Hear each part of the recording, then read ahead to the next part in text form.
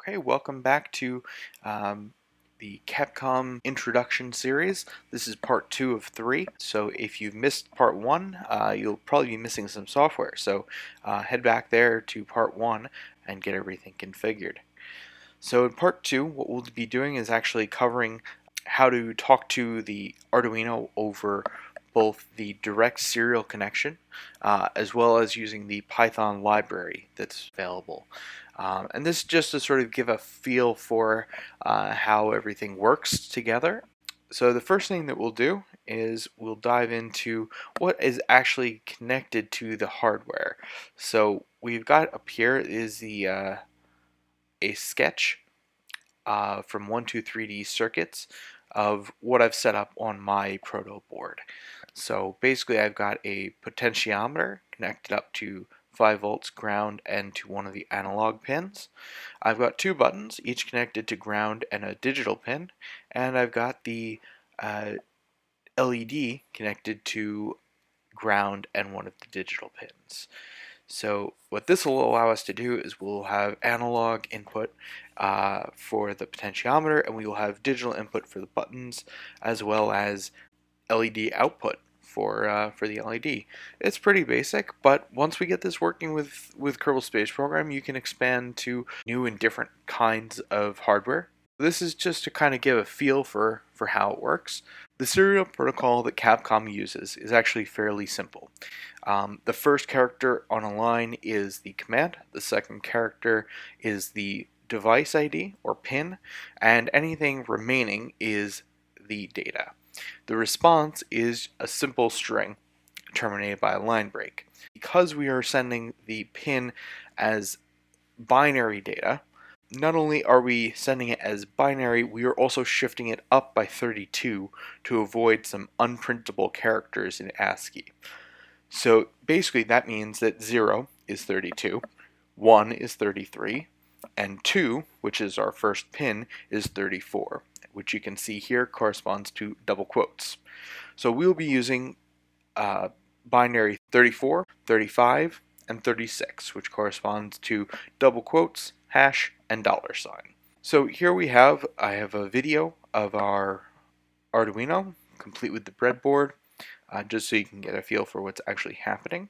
And we've got the serial monitor up, basically at the same point that we had it last time, where we've got the version string up, showing that we've got a good connection. Okay. So the first thing that I'm going to do is, like in any Arduino sketch, you need to set the pin mode for your pins. Basically what you need to do is tell it whether you want it to be input or output. So for this one, we're going to set pin 2 as output, which is 0.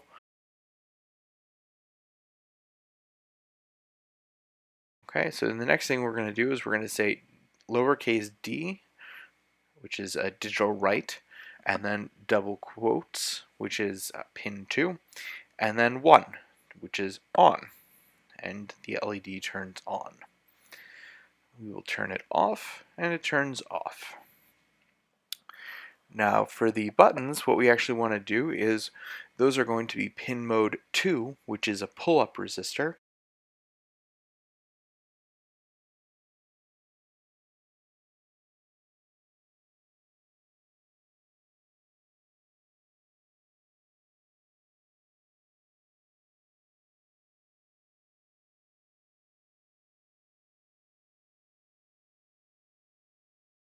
And then what we can do is we can read that pin with a capital D. Now you'll notice that we get a 1. That's because we're using the pull-up resistor. Read it again while I'm pushing the button, we get a 0. This is pretty typical, so often what you'll see when we get down to the configuration is most of your configurations are going to be inverted. So that's fine, it's just something to be aware of. And now we'll repeat for the other button.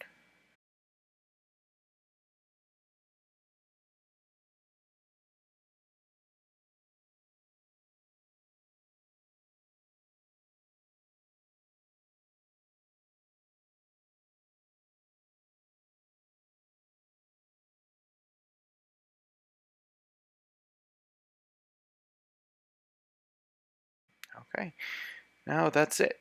This is just to kind of give you an idea of what's actually happening on the serial interface. Now what we'll do is we'll actually go up one level and we'll get started with using the Python modules. So here we have our Python window open. So we're just going to go to our directory and then run Python. And that gives us an interactive shell that we can work with. So the first thing that we need to do is import our modules. So we need to import the Arduino as well as import everything from the pin.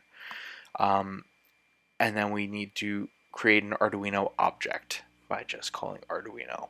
What it's doing here is it's actually looking over all of the COM ports on the Windows box, and it's finding, using the version string, a compatible KAPCOM.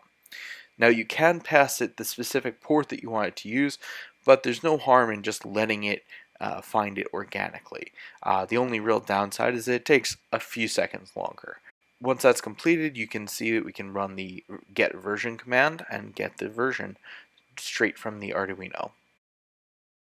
Now what we'll do is we'll create an object for the LED using the digital out class. We need to pass it the Arduino so it can communicate. We'll give it a name, and then the other one is the API token, which we'll just ignore for now. And then finally is the pin number. Now here you don't have to worry about converting it to ASCII. That's all handled for you underneath the code. And now you can do an LED set 1 and it turns on, and set 0 turns it off. Next we'll create one for the button. So same process. It's intended so that these are all using the same API, so it's easier to work with. And then you can use b.get, and without the button pressed we get a 1, and with it pressed we get a 0. Next what we'll do is we'll go through that configuration option I mentioned earlier about inverting the configuration.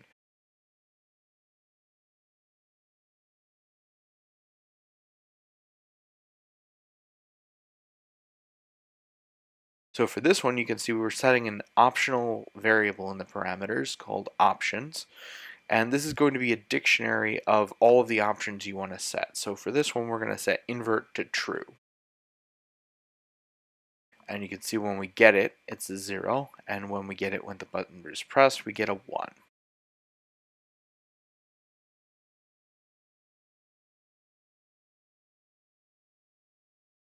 Next, what we'll do is we'll create an analog in object for the potentiometer. Same parameters. The only difference is that instead of specifying a decimal, what we're going to do is specify hex A4. And that's going to correspond to the A4 pin on the Arduino. So it's just a little bit easier to work with if you actually use the hex value. So just keep that in mind when you're doing the analog pins. Okay, so if we get it, we get a 994, we lower it, and we get 696. And then what we can do is we can actually run a loop so that we can get some live data from this. So there you go. And as I turn it, you can see the values changing. Alright, that's it for this video. Tune in next time when I will actually go over how to configure KAPCOM to work with Kerbal Space Program, and we'll actually set up a test rocket. Okay, hope to see you then.